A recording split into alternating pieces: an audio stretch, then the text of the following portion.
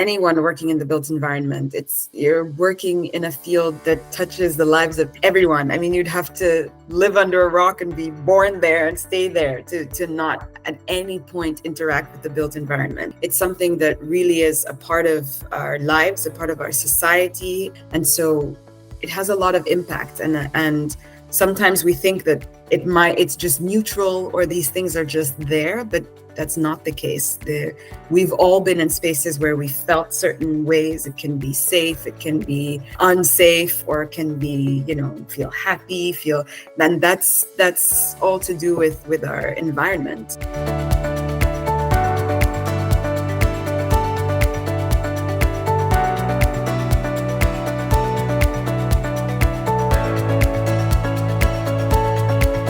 My name is Nyasha Harper-Michon, and I am an Archtivist, the term that I coined for the delightful blend of architect and activist.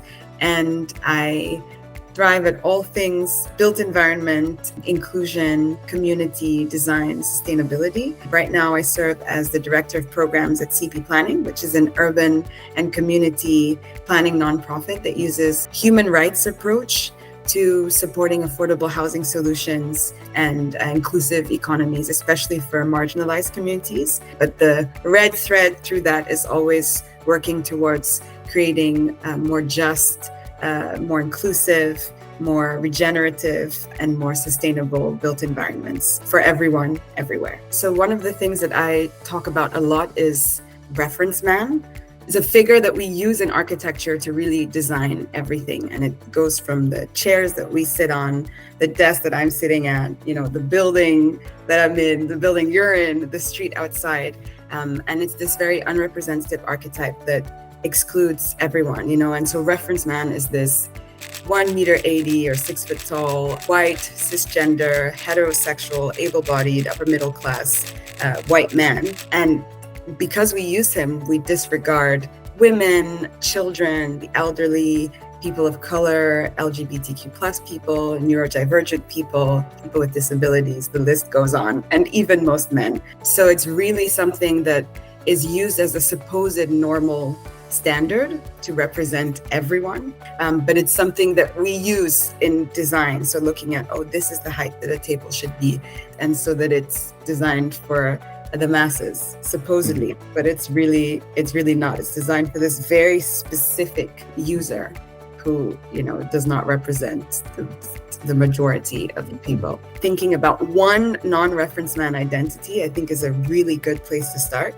because by designing for a very specific other identity, you start to think about how this person might really use a space. It might be thinking about how a person who's on the spectrum and who might be autistic and might have different sensitivities to spaces or need a different experience of space, and how would a space be able to make this person feel safe? And then you start to come up with really interesting design. And usually then, by thinking about our more marginalized communities and identities, we've actually designed things that are usually more inclusive for the average person. We've been doing a lot of work on shared streets, for example, and reducing cars in cities. That's something that has been a sort of mantra for the last couple years, last decades or so.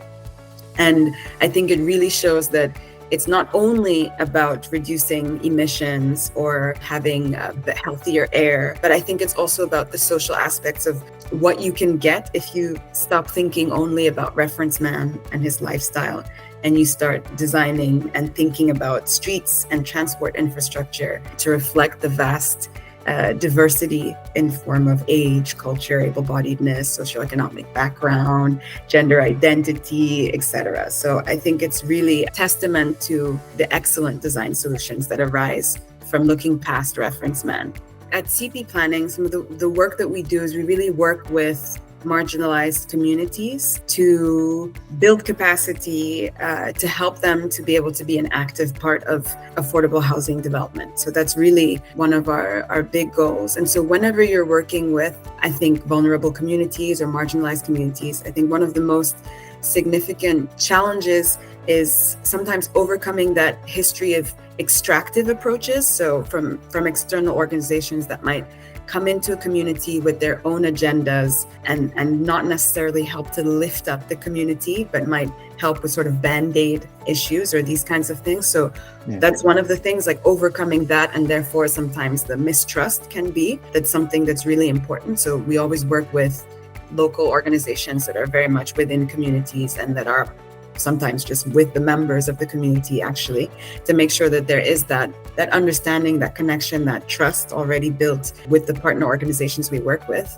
But we also, I think, emphasize that it's about meeting people, where they are, and helping them to build their own capacity to engage meaningfully in the development process. The role of all people working in architecture and planning, in land use and real estate in any way, are very much a big part of shaping the world.